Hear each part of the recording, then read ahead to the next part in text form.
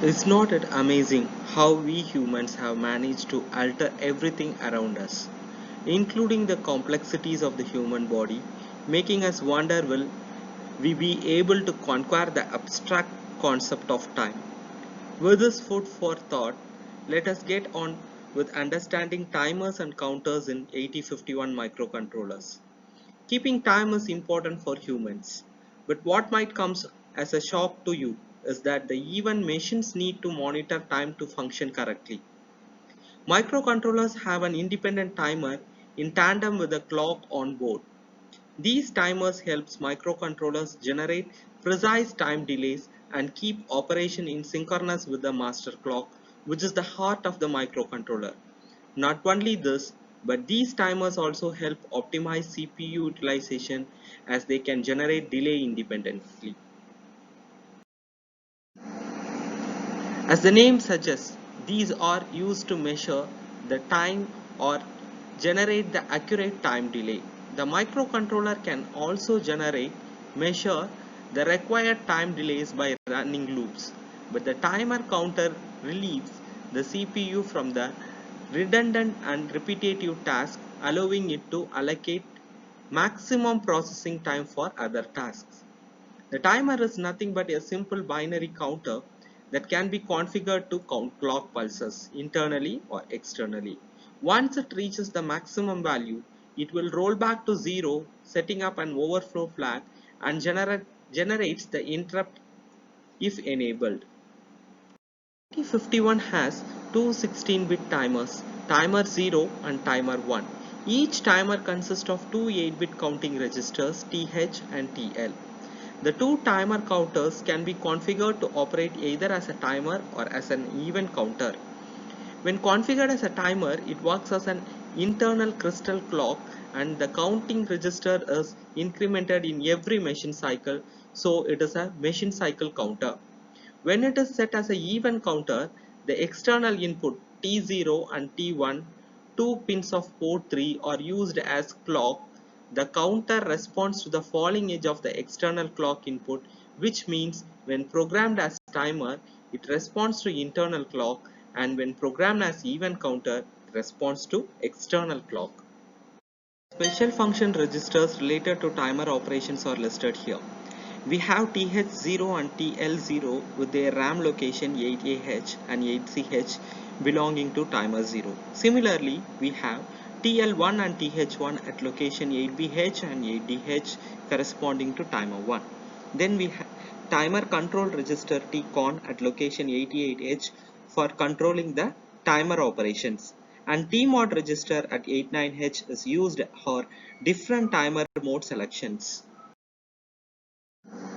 Let us discuss these registers in detail now. We will start with timer 0 register.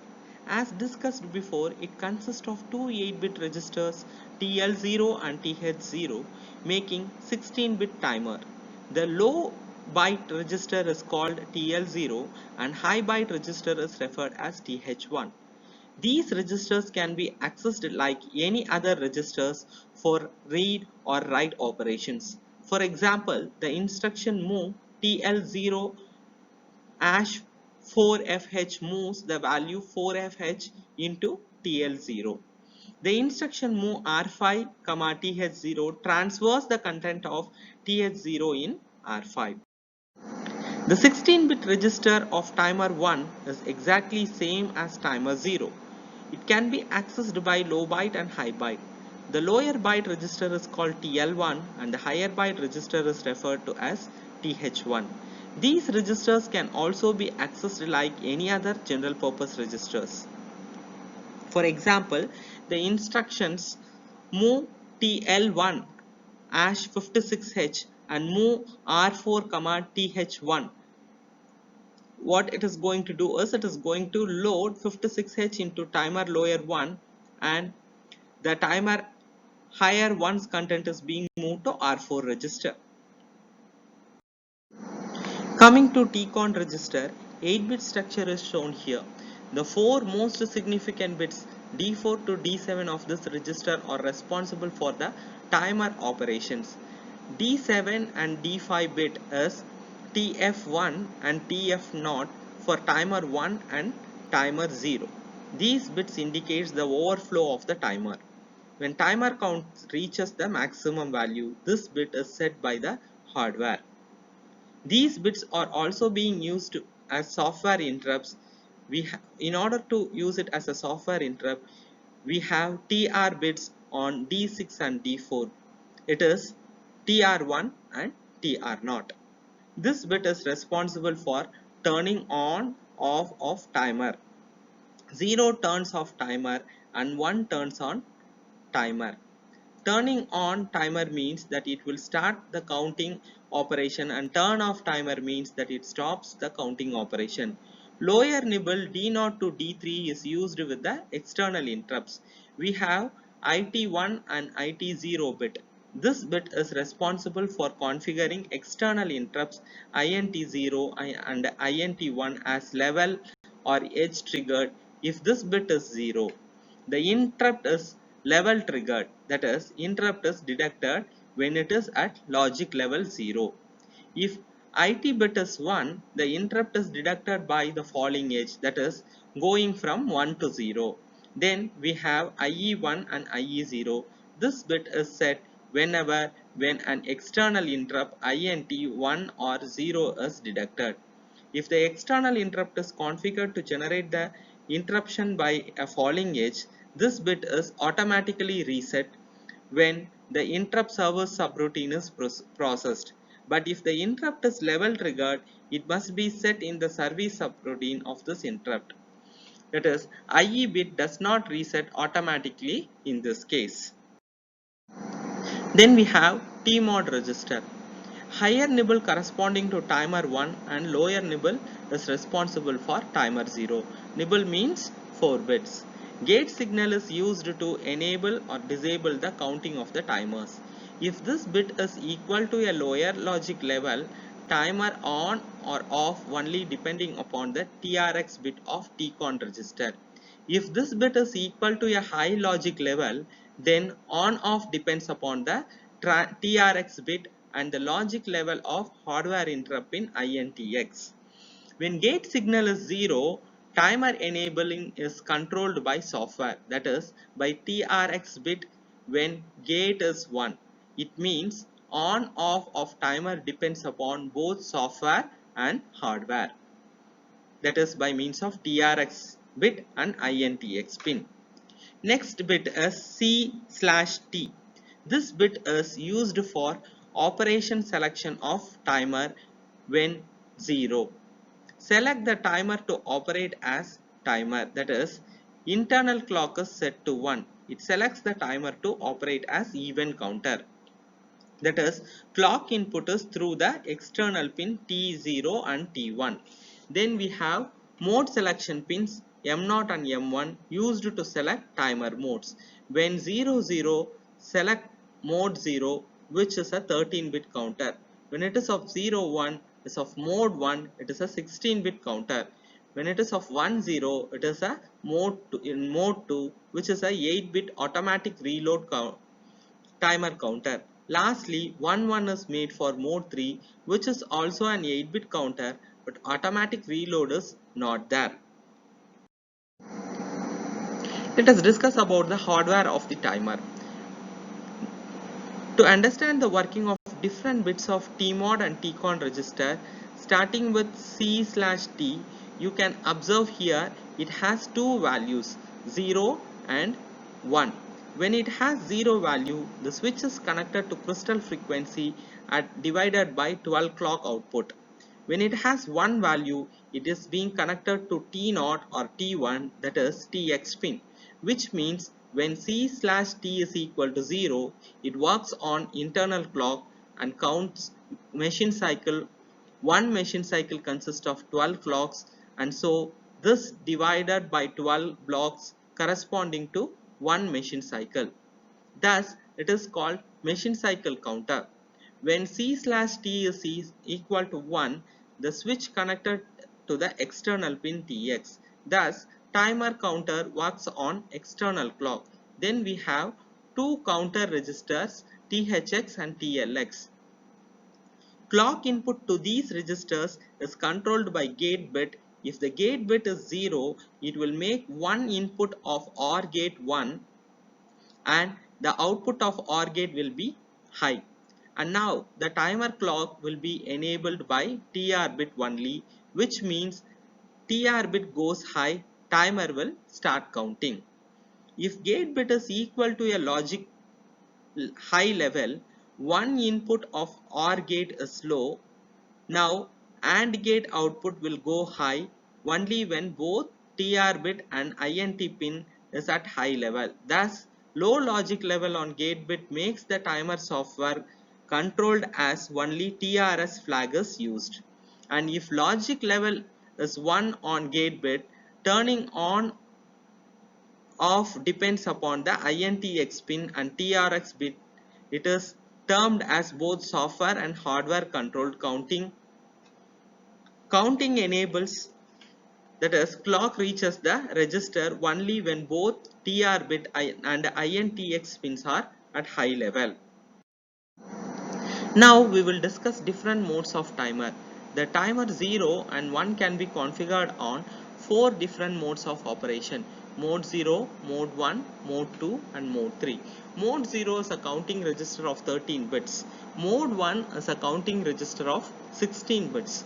Mode 2 is a counting register of 8 bit with auto reload. And Mode 3 is a counting register of 8 bit without automatic reload. Besides, timer 1 can also be configured as baud rate generator to serial communication interface. Let us discuss these modes in detail now. We will start with mode 0. Mode 0, it is a 13-bit timer mode. In this mode, both counting registers THX and TLX are used. 8 bits of THX are used, but only 5 least significant bits of TLX are used. Last 3 bits of TLX, that is D7, D6 and D5, are not used in this operation. This way, 13-bit counter is generated for the timer to start counting. An initial value of 13 bits must be loaded in counting register and the timer starts counting from the value and reaches the maximum value as it is a 13-bit count register. Its maximum value is 2 to the power 13, that is equal to FFF1H. As it reaches the maximum count, it sets TFX flag bit, which means when the timer overflows and makes the count value as 0000H. TFX flags sets that an interrupt of the timer or microcontroller has occurred. Thus, TF flag is used to generate software interrupts. This mode is used for pulse width measurements. It is one of the application of this mode. Then we have mode 1. As shown in figure, it is same as mode 0. The only difference is that the counting registers are of 16 bits, which means it will use 8 bits of THX and TLX register. This mode is used to generate times between the interruption which are greater than mode 0. As mode 0 is a 13-bit counter and mode 1 is a 16-bit counter, the maximum counting allowed for this operation of mode is 64K, that is 65,536, and this count is reached. When this count is being reached, TF flag sets. Reset of the operation is same as discussed for mode 0. Coming to mode 2, it has 8-bit counting registers. As you can observe in the hardware, it is same as previous slide, but the counting register used are TLX. TLX registers are used for counting. THX registers are defined to operate as automatic recharge register, which means 8-bit counter is written in THX and gets copied in TLX. That is, after overflow occurs or maximum count is being reached, that is FFH, the TFX flag sets and the content of THX gets copied to the counting register, that is TLX. Therefore, in this mode, The counting register of these timer do not need to be reinitialized. Whenever counting gets completed, THX content are copied into TLX. It is a 8-bit counter, so the maximum count is of 2 to the power 8, that is equal to 256, that is of FFH in hexa. When the automatic recharging process occurs, that is THS get copied into TLX, then the content of THX does not changes, and so it is called as a 8-bit auto reload counter, as content get loaded automatically and counting continues. Coming to mode 3, it is called split timer mode. In mode 3, we have 8-bit counters. Here we have two independent 8-bit timer bar counters. The difference from mode 2 is the counting register of timer 0 is TL0, but for timer 1 is TH0. TL1 and TH1 are not used with timer in mode 3. Counter of timer 0 is initialized as before using TR0, gate and INT 0 signal similar to other modes. However, timer 1 is controlled only by the bit TR1 as shown in the diagram, and it is working on the internal clock, that is crystal clock, which means C bar T bit and gate bit has no role here in mode 3. Thus, in this mode, timer 1 counts internal clock, works with TH0 register and set TF1 flag on overflow. For this reason, timer 1 in mode 3 cannot be used as a baud rate generator, so cannot be used for serial communication interface if it is operating in mode 3.